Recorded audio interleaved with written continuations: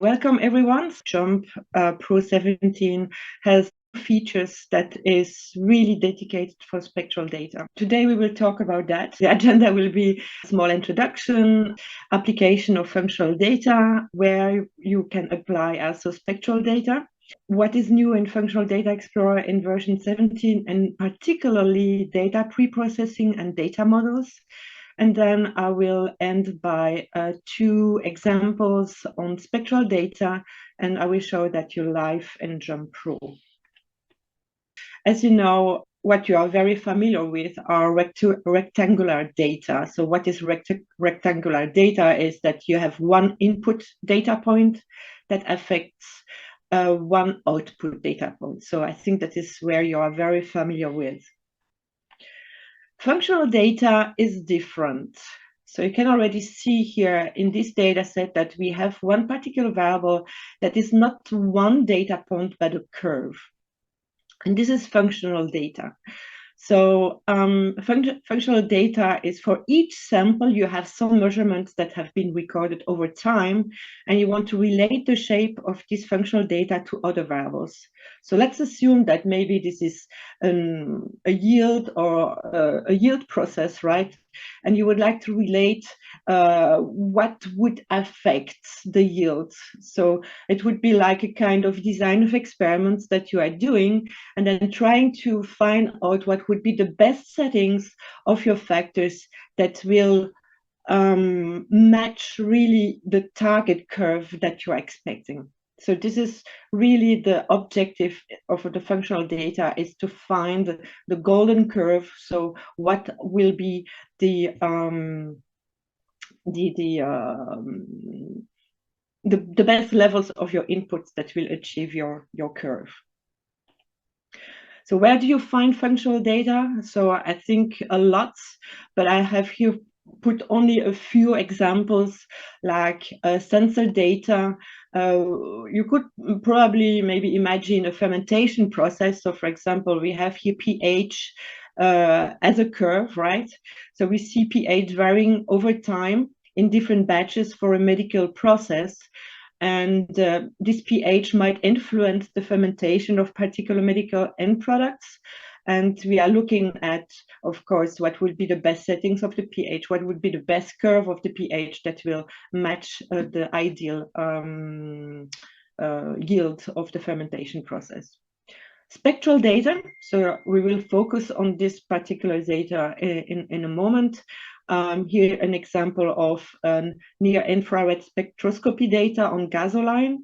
So you can see, maybe it's very hard to see, but here we have also different curves. So each curve or each batch is one particular curve, and each shape relates to a particular octane rate, for example.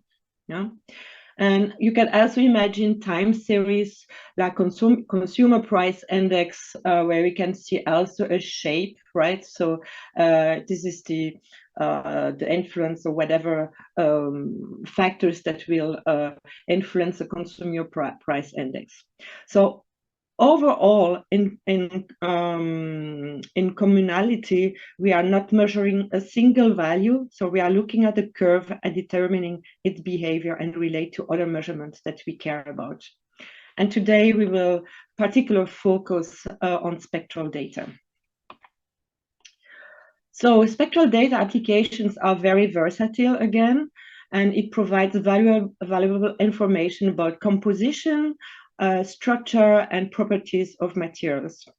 And we can imagine its applications in different areas. Here I've only put a few examples, like chemical analysis, pharmaceuticals, biology, and biochemistry.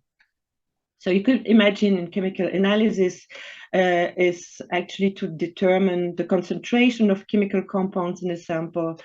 In pharmaceuticals, it could apply to analyze drug formulation, to assess drug stability, and to monitor quality of pharmaceutical products. And in biology and biochemistry, it could be employed to analyze metabolites in biological samples for medical and biological research. Spectral data comes from different sources, like spectroscopy. An application would be composition of materials, detecting biomarkers, and you could refer to, again, to different data formats like Raman data from near infrared, and also NMR or nuclear magnetic resonance. And here are some examples of that. Spectral data could also come from mass spectroscopy, mass spectrometry, not spectroscopy, mass spectrometry. And it's an analytical chemistry technique that helps identify the amount and type of chemicals present in a sample by measuring the mass to ratio and abundance of gas phase ions. So it's used to construct proteimic spectrum, and each peak would represent a particular peptide or protein. And one application could be, and that I will show you also in an example, is to compare differences between patients with and without cancer. So here a short example of such a spectra. You can find here different groups of patients. So the red ones would be patients that have cancer, and the green would be patients that are healthy, so that are normal. And you can visually see height of peaks that differs from those two groups of patients. So this is really the objective, like biomarkers, right? So that could be an indication that those peptides or proteins have an influence in the cancer progression. And then last but not least, you can also find spectral data from chromatography. Here we can think about, we are using some chemical mixture.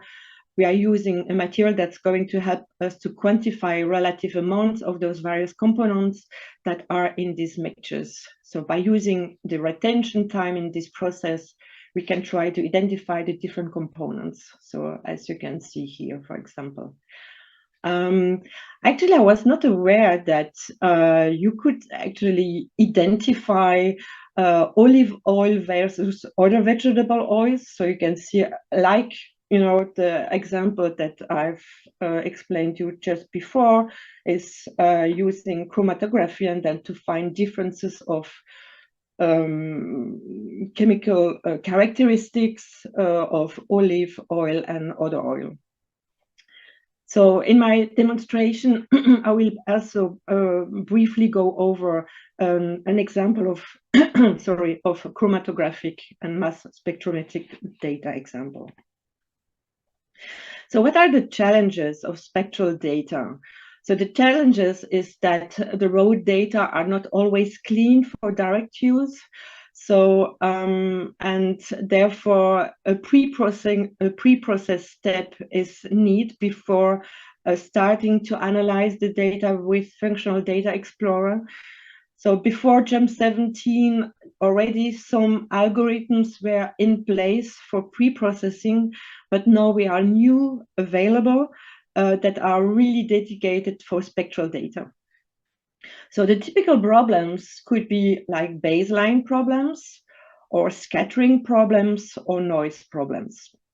So baseline would be changes in the background, so like vertical offset or slope offset or curved slope offset. So the ideal spectral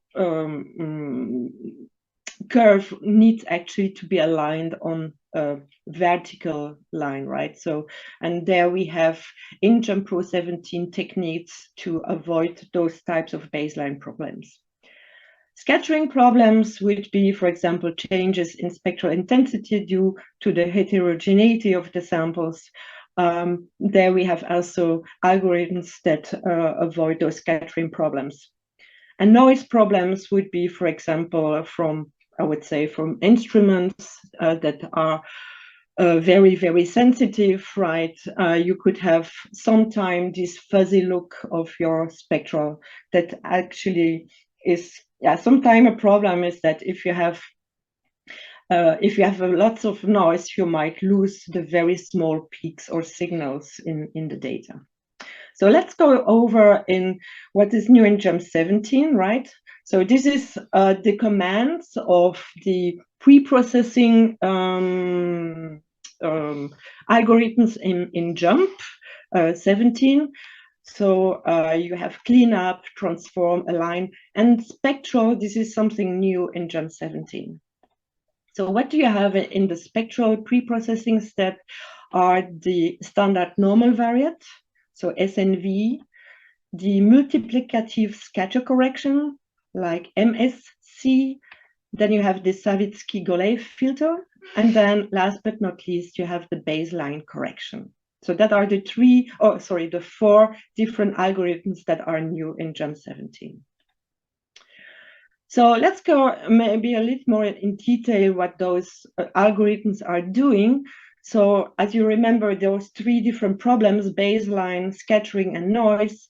Here is definitely the baseline correction that is in place in JMP 17 that will actually avoid those baseline problems. So you can see here that is a spectral before, so before the pre-processing of the data, and you can see there is an offset of the spectral that needs actually to be aligned on this green line. And after the baseline correction, you can see that the spectra is now in a good shape and is ready actually to be analyzed. Baseline correction can also be pre-processed by Savitzky-Golay, so that I have seen in the internet. So if you have some shifts, this filter could also be applied. For the scattering, as I've already mentioned, is actually differences in intensity. So that could be here. This particular problem is that you have different intensities, and those needs to be matched, right? And you can see here, this is before, and then after a particular pre-processing using the standard normal variate, so the SNV, you can see that now the spectral are aligned. So this SNV performs a normalization of the spectra that consists of subtracting each spectrum by its own mean and dividing by its own standard deviation. And then we have another one that is also for the scattering problem is the multiplicative scatter correction. And basically it looks pretty the same as SNV, but it's using another technique, right? So if you want to have more information, you can go into the documentation and you will find what are those different techniques. And then last but not least, this noise problem, where you know what I've showed you, these fuzzy problems in some of the spectral could also be achieved with the Savitzky-Golay filter. So you can see also before, you can see that those spectra are quite noisy, and that would be after the filter, so that the shape is pretty much now pretty good now. All right, so that's where those 4 different cleanup that are new in JMP 17 that is really dedicated for spectral data. And then for the data models, for people who are already, I would say, familiar with data models for functional data, you will probably recognize those very standard ones like B-Spline, P-Splines, and Fourier. So those models were already in place before JMP 17, but what we have new are wavelets. So wavelets, again, this is quite new and very nice if you want to model your spectral data. So you can see that B-spline are, I would say, very simple splines that are polynomial curves, and the knots are the points where the pieces meet. And you could probably imagine you could apply those models for non-periodic data. P-splines are more for noisy data, so that will help to overfit noisy data. Fourier would be for periodic, like, you know, oscillation of data. And here is actually the problem is that you could imagine here a spectral data that is like an oscillation, but sometimes you have some abrupt changes. And the Fourier data is actually a quite strong, I would say, model, but will never be able to capture those abrupt changes. So, and this brings actually us to the topic of wavelets, is that those wavelets will capture really those very small changes. So a wavelet, per definition, is a rapidly decaying wave like oscillation that has zero mean. And unlike a sinusoid, which extends to infinity, a wavelet exists for a defined duration. So wavelets can come in different sizes and shapes, as you can see, like HAR, B-orthogonal, quaflet, and so on and so on. So that are those particular wavelets that are in place in JMP, right? So what these features are doing is actually are helping us to pick up those sharp peaks of large changes in this function. And if you think about bending those wavelets and stretching them out, that's how we are modeling the data to really pick up those changes of interest. So as I said, this is new in JMP 17.